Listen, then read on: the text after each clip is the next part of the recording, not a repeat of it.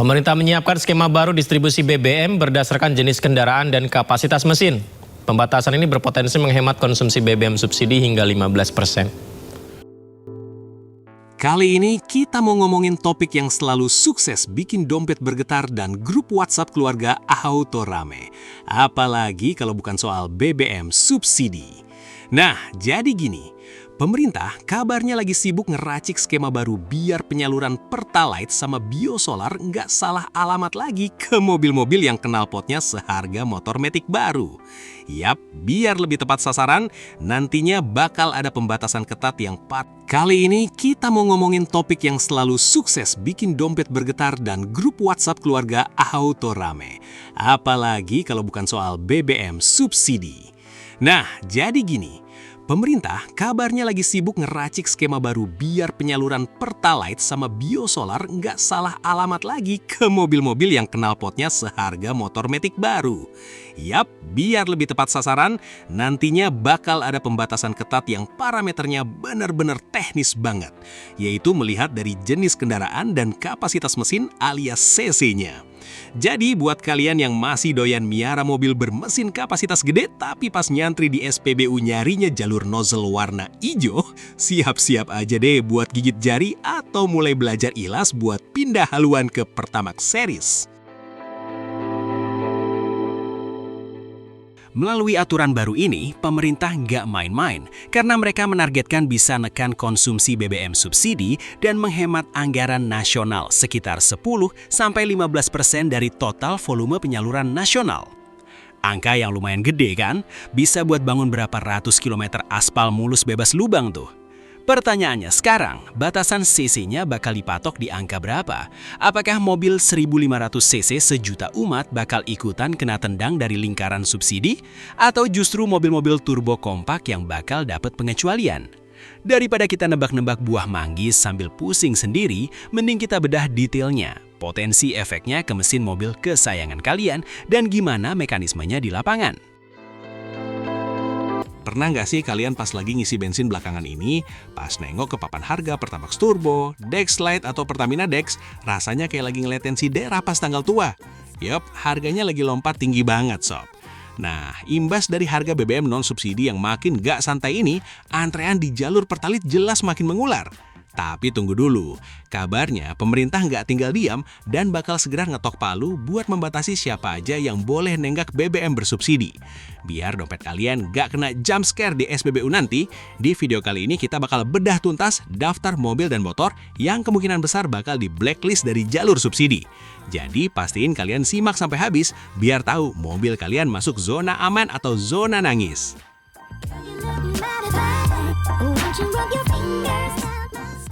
Oke, kita mulai dari akar permasalahannya dulu. Kenapa sih pemerintah tiba-tiba jadi seketat ini urusan BBM? Jawabannya klasik sob, apalagi kalau bukan soal isi dompet negara yang makin megap-megap gara-gara menahan beban subsidi yang nilainya nggak main-main. Kalau kita amati di lapangan, jurang pemisah alias disparitas harga antara si Pertalite yang disubsidi dengan Pertamax series itu udah kayak jarak antara bumi dan langit. Selisih harganya terlalu jauh, bikin godaan buat turun kelas jadi makin sulit dibendung oleh para pemilik mobil modern. Bayangin aja, orang yang sebenarnya mampu beli mobil baru gratis dari dealer, pas masuk SPBU godaannya tetap lirik kiri ke pom warna hijau. Akibatnya, kuota BBM subsidi yang harusnya bertahan sampai akhir tahun malah jebol duluan sebelum waktunya gara-gara salah sasaran.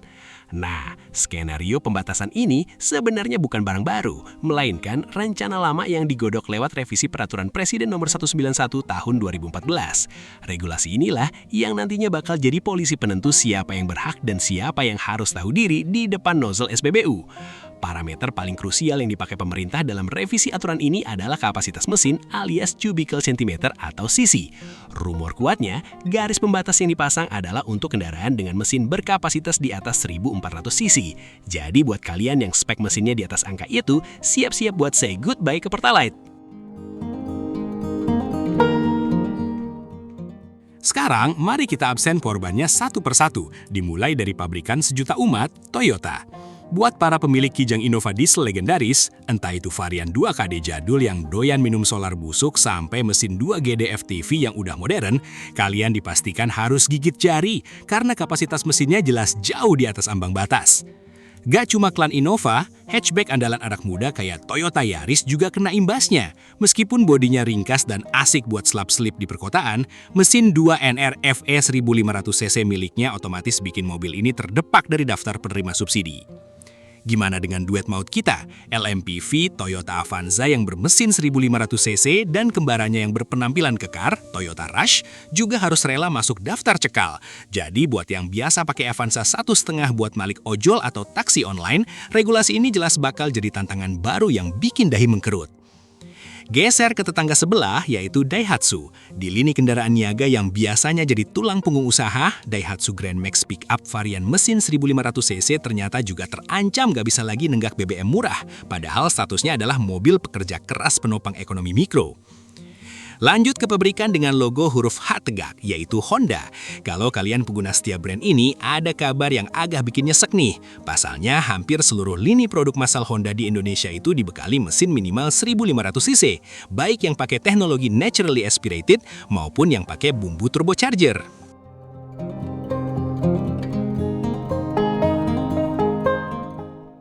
Mulai dari Honda City Hatchback, Honda HR-V, BR-V, sampai SUV bongsor mereka kayak Honda CR-V, semuanya kompak punya kapasitas mesin di atas 1400cc.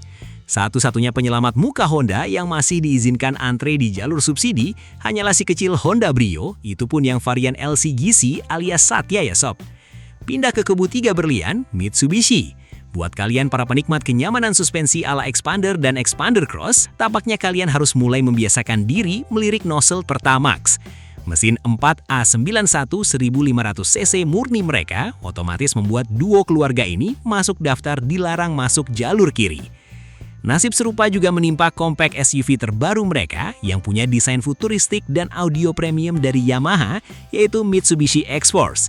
Di balik mesinnya yang keren itu, tertanam basis mesin yang sama dengan Expander, yang artinya hak subsidinya juga bakal dicabut. Jangan lupakan juga sang legenda jalanan Mitsubishi L300 alias L Sapek. Kendaraan niaga yang terkenal dengan torsi badaknya dan suara mesinnya yang khas ini terpaksa harus ikutan digeser ke jalur non-subsidi karena kapasitas mesin dieselnya yang tergolong besar. Sekarang kita tengok pabrikan berlogo S, Suzuki. Suzuki sebenarnya punya reputasi bikin mobil dengan efisiensi bahan bakar yang luar biasa irit. Tapi dalam urusan regulasi CC ini, efisiensi aja gak cukup buat menyelamatkan mereka dari jeratan aturan baru. Model-model andalan keluarga seperti Suzuki R3 dan crossover tangguh Suzuki XL7 dipastikan bakal terdampak karena menggendong mesin K15B berkapasitas 1500cc. Nasib yang sama juga harus ditanggung oleh Suzuki APV yang sampai sekarang masih setia jadi mobil serbaguna andalan travel dan pelaku usaha.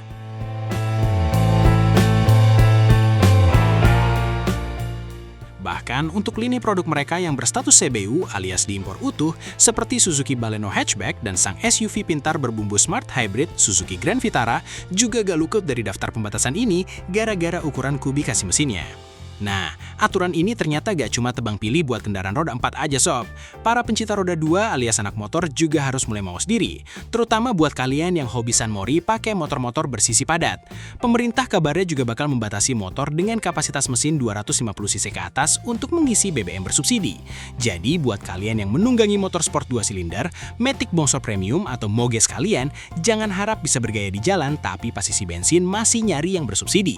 Menanggapi fenomena ini, jujur aja pembatasan BBM subsidi bakal jadi sebuah batu sandungan sekaligus tantangan yang sangat berat bagi dinamika industri otomotif nasional kita yang baru mau merangkak naik lagi. Konsumen pastinya bakal mikir 2 kali sebelum membeli mobil baru dan peta persaingan antar pabrikan diprediksi bakal bergeser total demi mengakomodasi regulasi mesin di bawah 1400cc agar tetap bisa memikat hati kaum menang mending.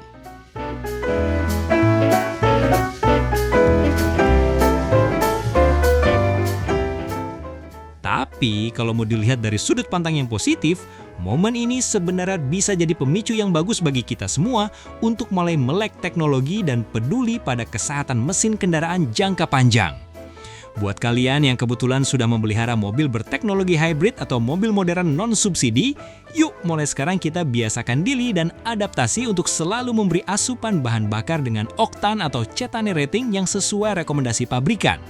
Lagi pula, memaksakan bensin beroktan rendah ke mesin modern dengan kompresi tinggi itu justru bikin performa ngempos, mesin rentan knocking alias menggelitik, dan dalam jangka panjang malah bikin biaya servis melambung tinggi merusak komponen internal. Jadi, mari kita tunggu ketukan palu resmi dari pemerintah soal aturan ini. Kebijakan baru ini otomatis langsung memicu gelombang diskusi hangat atau lebih tepatnya debat kusir di berbagai forum otomotif dan grup WhatsApp bapak-bapak karena batas 1400 cc ini benar-benar jadi garis pembatas yang kejam buat banyak mobil populer di tanah air. Kalau kita bedah aturannya, angka 1400 cc ini adalah angka keramat yang bikin banyak pabrikan mobil di Indonesia mendadak keringat dingin karena sebagian besar volume maker alias mobil terlaris di sini justru pakai mesin 1500 cc.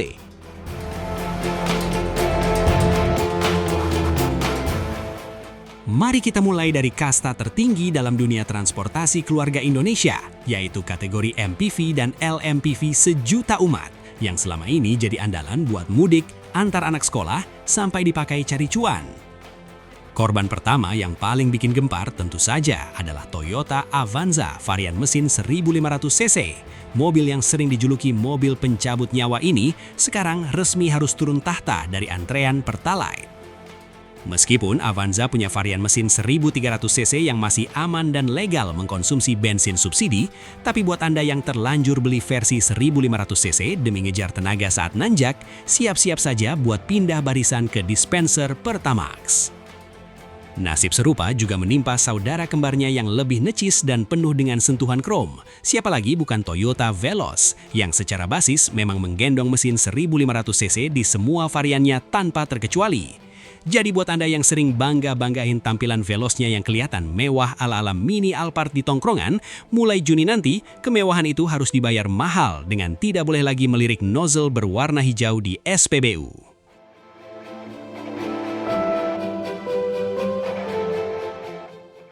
Pindah ke kubu rival abadi 3 berlian, Mitsubishi Xpander juga tidak luput dari hantaman regulasi ini karena mesin Mavex 1500 cc-nya yang terkenal halus itu posisinya berada tepat di atas batas ambang yang ditentukan pemerintah. Xpander yang selama ini dipuji-puji karena kenyamanannya yang di atas rata-rata kelas LMPV, sekarang harus menerima kenyataan pahit bahwa kenyamanan berkendara tersebut harus ditebus dengan biaya operasional yang ikutan naik kelas. Tidak ketinggalan versi petualang dari si Xpander, yaitu Mitsubishi Xpander Cross yang punya ground clearance jangkung itu juga otomatis langsung masuk ke dalam daftar hitam My Pertamina karena basis mesinnya yang sama persis. Bisa dibilang petualangan Anda bersama Xpander Cross ke pelosok daerah nanti harus direncanakan lebih matang, terutama dalam hal alokasi dana operasional untuk membeli BBM non-subsidi di sepanjang jalur penjelajahan. Dari tanah Korea Selatan yang dirakit di Cikarang, Hyundai Stargazer yang punya desain futuristik mirip pesawat luar angkasa mini ini juga terpaksa harus gigit jari akibat regulasi ketat ini. Mesin Smartstream 1500 cc milik Stargazer yang performanya cukup responsif dan menyenangkan itu, sayangnya membuat mobil berwajah modern ini tidak lagi punya hak untuk mengonsumsi bensin rakyat jelata. Nasib yang agak ironis justru menimpa Suzuki R3 Hybrid. Meskipun mobil ini sudah mengusung teknologi pintar mild hybrid yang tujuannya untuk menghemat konsumsi bahan bakar, dia tetap tidak lolos dari jerat aturan ini. Kenapa? Karena sistem regulasinya murni melihat angka kapasitas silinder mesin K15B 1500 cc miliknya, bukan seberapa hijau atau seberapa irit mobil itu bisa berjalan, sehingga status hybrid hemat miliknya terasa agak hambar di depan aturan baru.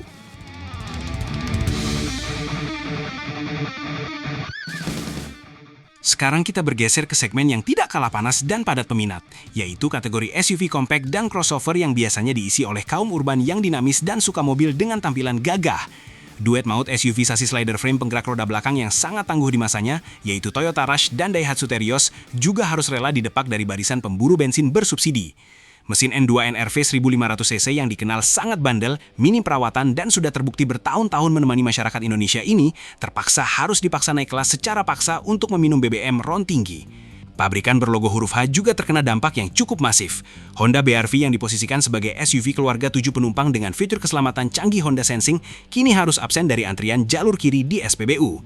Begitu pula dengan adiknya yang menjadi salah satu penguasa jalanan kota besar, Honda HR-V varian mesin 1,5 liter naturally aspirated yang juga harus merelakan hak subsidinya dicabut per awal Juni nanti. Kembali ke pabrikan berlogo huruf H miring, Hyundai Creta yang punya fitur panoramic sunroof kece dan sistem audio Bose yang memanjakan telinga itu juga ikut terseret dalam daftar mobil yang dilarang beli Pertalite.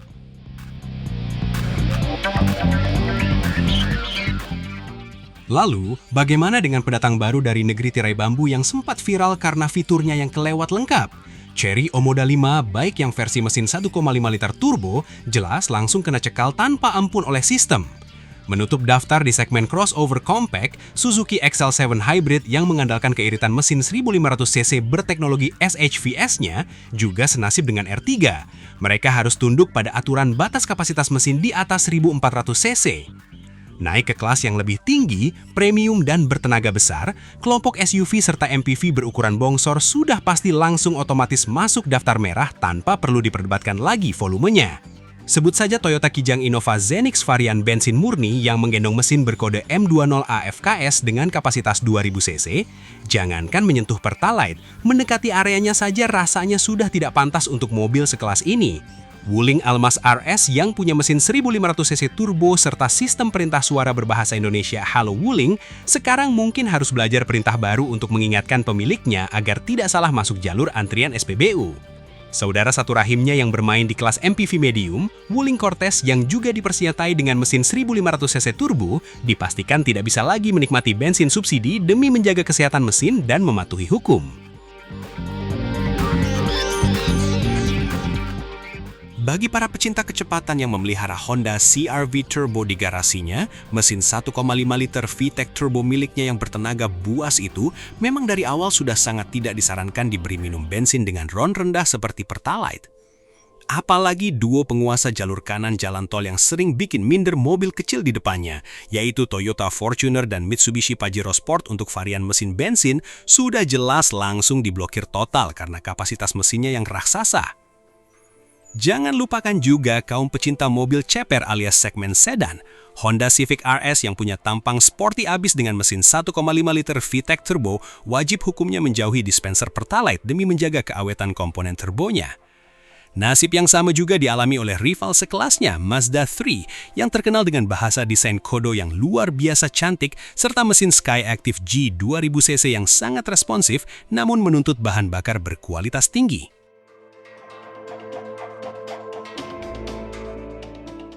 Nah, bagian paling krusial dari aturan baru ini yang wajib Anda tahu adalah bahwa pemerintah tidak lagi memakai sistem teguran lisan atau sekedar pelototan dari petugas SPBU yang berjaga. Sistem My Pertamina di setiap SPBU per 1 Juni 2026 nanti akan dikonfigurasi secara digital untuk mendeteksi plat nomor kendaraan secara otomatis lewat kamera pemindai atau input data saat bertransaksi. Begitu nomor polisi mobil Anda teridentifikasi masuk dalam daftar hitam kendaraan di atas 1400cc, maka sistem komputer SPBU secara otomatis akan memblokir penuh proses pengisian BBM Pertalite ke tangki mobil Anda. Oleh karena itu, para pakar otomotif dan pihak berwenang sangat mengimbau para pemilik mobil yang terdampak untuk segera move on dan beralih menggunakan Pertamax atau BBM lain dengan nilai RON yang lebih tinggi. Langkah beralih ke RON tinggi ini sebenarnya punya efek domino yang positif, karena selain membuat performa mesin mobil Anda tetap optimal dan responsif, Anda juga akan terhindar dari drama memalukan berupa penolakan sistem di depan antrian SPBU yang anjang.